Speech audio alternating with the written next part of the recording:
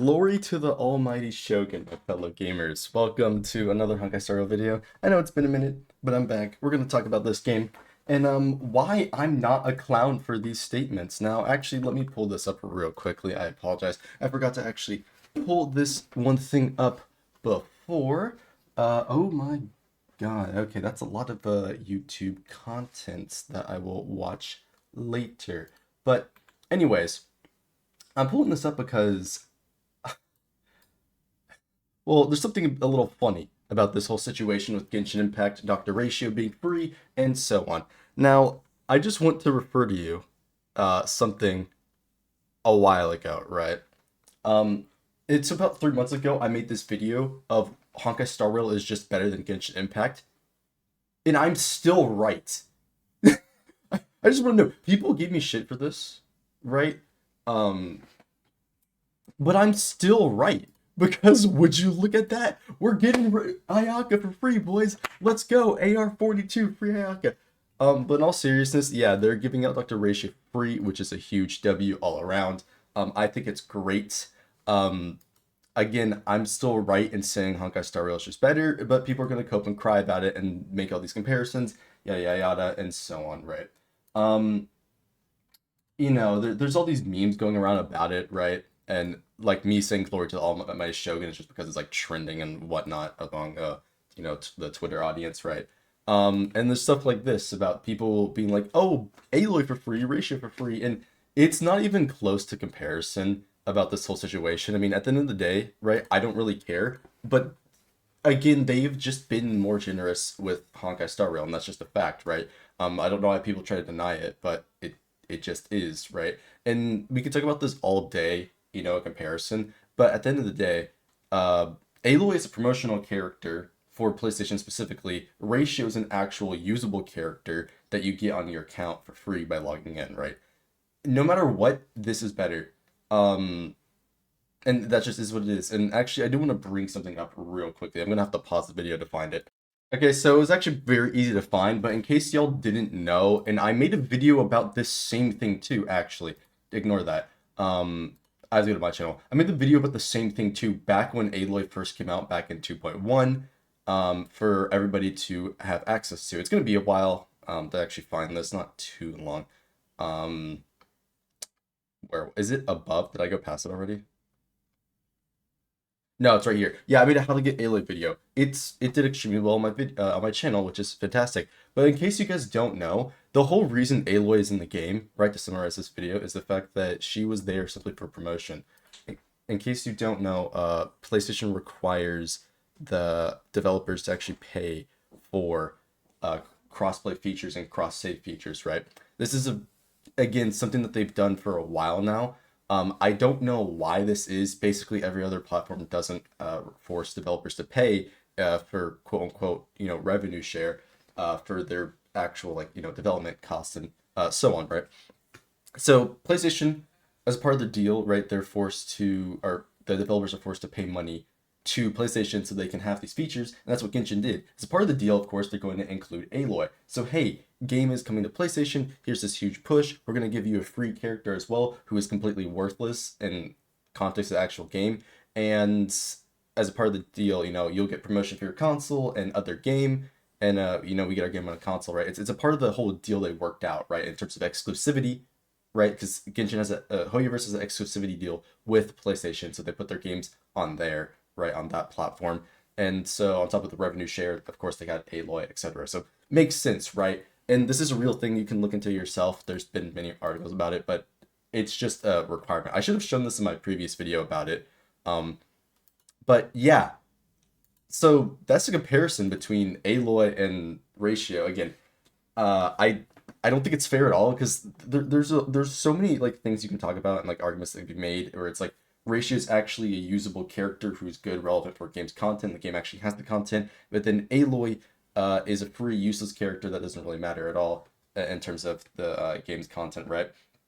And you can be like, oh, but Genshin Impact has this, and it doesn't really matter if she's good or not. And it's like, yeah, but it still would have been nice to have her be actually usable, right? Ratio is an actual character that is limited and will be relevant to the game, right? unlike Aloy, who basically doesn't exist for most players because, well, they can't even get her because they didn't play during that period. Now, I don't know if ratio is going to continue to be free. I don't think that was clarified. Between the start of 1.6, Event Warp Banner, and version 2.1, the crew beginning ratio imaginary. Okay. Yeah, so it's the same time period. It's 3 updates worth. 1.6, 2.0, and 2.1. So it's the same time period. So it's a limited free 5-star character within the same time period. So the availability for the 2 characters is the same, right? Just that ratio actually matters. Aloy does not, right? And that's pretty much at the end of the day what it is, right? And the other arguments of like Star Rail being more generous is just pretty much fact. I mean, like what are you gonna try to argue? Like I've seen people be like say things like, oh, the content's an exploration, this and that, and it's like there just is no argument for it, because when that content sucks, are you really gonna be like, that's the content I'm here for? No, you're not. You're there for the good content, right? Star Rail is adding the in-game content that the players want to see, right? Genshin would be better if they had more content to actually play and not just shitty like exploration. I'm not saying all the exploration is shitty. I'm just saying like a lot of the recent stuff has not been as good as you are expecting, most likely, right? And who knows, maybe you're happy with it. But again, all I'm trying to say at the end of the day is that this game has just been more rewarding, and that's just kind of a fact, right? Like what's better? A completely useless character that you can't do anything with, right? Except cope, versus Ratio, who's actually a good character, right? And I could go more, bring up like other things that people talk about, this and that, but at the end of the day, like I don't care. Um, Honkai Star Rail's been doing great, good for it. Genshin Impact needs to catch up in terms of quality of life and actual content. It is what it is. Moving on, I wanted to talk about the main reason for this video, how great 1.6 is as an update overall. So let's just hop into that, and why you should summon for Rune Mei. Just do it. Ratio is free. Why would you summon for anybody else? And Rune Mei's also really good. We're not going to talk about her kit because that would get me in trouble most likely. But I'm just going to talk about the banners really. I'm going to keep this short. Normally I do a longer video, but I'll just keep it very simple. So we have the characters, the light counts, and we have the first event banner. Let's zoom in a little here. We have Topaz. Yes, Topaz. I'm sorry. The first banner is Rune Mei, Blade, and then there's Zawei, Ting Yun, and March 7th. So this banner, I'm going to say, is basically a must summon for Rune Mei. Now, a lot of people will have said the same thing for Jinglu, and it was. I hold by it. Jinglu had a must summon banner. Ting Yun plus Jinglu, insanely OP. Anyone who cared about like meta or like just the units in general should have summoned that banner. And this is going to be another one of those, because Zawei is an insane 4-star who's arguably the best 4-star DPS, competing with some of the 5-star DPS. Ting Yun is like the best 4-star in the game. Everybody knows this, apart from Pella. And then Rune Mei, who's also going to be insane, right? So I think this is worth summoning for, just flat out. I do think everybody should at least roll on the banner just to get a couple Ting Yuns if they don't have her, even if they don't like Rune Mei. It'll be worth it, trust me. And in terms of the Light Cone banner is also very good. So that's Planetary Rendezvous. That one, if you have matching elements in the team, they'll all get buffs for that damage type, which would be awesome. It has March's Light Cone, which I believe that is the one that gives you all type resistance. I'm going to double check that real quickly. And then the Arlen one is the damage percent one, which is great on all the modern destruction units, right? For a 4-star option if they don't have anything else. So specifically Arlen, Jinglu, and Blade, it's really good on them. Dan, you can get away with other options. And I was looking for Preservation Light Cone. Yes, of course. My bad. Yeah, that is so day 1 of my new life is the one that gives everybody type res. That one is huge, right? So if you do want to get Blade's Light Cone, this is a very good banner to summon on. I don't think it's worth getting Rune Mei's Light Cone for 99% of the player base, except for like the OG Giga Whales who are gonna E6 S5 her Light Cone, right? I'll talk about that in another video, but if you're summoning for Blade's Light Cone, very good banner, weapon banner to summon on. This one's real nice. And then there's Ratio and Kafka's banner, who's garbage. So we have mid 4-star DPS with Hook. We have probably second worst sustained character, probably. She does have a cleanse, but I don't think that quite saves her. And then Sashang, who's a mid DPS, right? It's a hunt character. They kind of suck, right? So it just is what it is. And then we have Ratio's goddamn Light Cone and Kafka's with a decent 4-star lineup on the banner. Again, the Abundance one is really good unless you're building full effect hit rate, unlike uh anyone that isn't Locha, pretty much. And then there's Dance, which is pretty good. It gives you crit attack. And then the damage resistance one, which is a good preservation light cone for uh, Fire MC or what's her name? Fushuan, right? So yeah, that's great. Obviously, there's the free Dr. Ratio. There's the new event, which is going to be pretty fire. This is another like swarm disaster like event inside of Simulated Universe. They're bringing a new path, just like swarm disaster. So that's going to be awesome. More gameplay options for us to play around with in Simulated Universe. Always love to see that. Pure Fiction. This is the new in-game content mode that we're getting. Genshin, take notes. That is going to be mainly AoE fights and mob clearing. So this is going to, again, force Hunt more out of the picture. Rip you if you like Zila or any of the Hunt characters like Dr. Ratio, but Pure Fiction is not catered towards them. It's more AoE fight oriented. And yeah, new in-game content, that's lovely to see. We're getting a slight increase of rewards. Again, Genshin, take notes, from 600 jades to 720 jades. So again, it's almost a single, but over time that will add up if you clear this content regularly. It'll be nice to, essentially get another 10 pull, right? I mean, at the end of the day, it's not the big deal, but it's still nice to see that they're updating in-game content because, well, come on, like we want to see that, right? We want to see update in-game content. As a part of it, we'll get a free links, so that's cool. If you don't have links or you need a second sustain, well, there you go. Don't no longer need to worry about something for one. You have Natasha links. Are you coping? Maybe a little, but hey, you have your sustains, right? And then obviously Forgotten Hall is being increased. That's the extra 120 jades right there.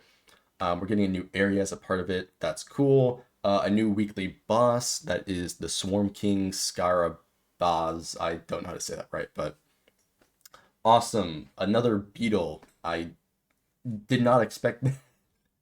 It's kind of expected because the last MOC or not MOC, last universe, right, was a beetle, so another beetle. But it's what it is. There's Echo of War, of course. There's our 10 pool, which is a main reason why I made this video. GG's Genshin. I guys, I don't hate Genshin. It's mid. Like at the end of the day, it's literally just like the definition of mid. So like don't try to construe my words, but like Genshin has its own issues. I just want the game to be better.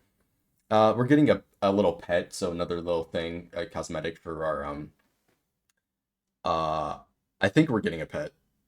Maybe I misunderstood this, but I think it's a pet for the train. I don't remember what it's called for some reason. The train. Anyways, yeah, a new chat bubble, a part of that event. That's gonna be. I don't really care about this, but hey, some players like the customization options there, so good on you. We're getting another event, which I actually forgot what this one is. I don't know what this one is. We're just gonna skip over it. This video is long enough. We have 2 double relic events. This is huge. I love to see this. There's those new sets that are really good to farm for planar orbs. This is great that we have a double drop rate during new characters. Love to see that. And then of course there's regular relic double drop rate. That's gonna be awesome because I still need to build some of my current characters, and that new follow-up domain has been shafting me harder than my summons. But anyways. There's a couple more things. So there is the easier daily training. I don't really care about this. I thought it was easy enough, but some people apparently weren't getting their daily commissions done. So awesome, I guess. Love to see that. This is actually a pretty huge thing. It makes this one so temporary availability for further stages.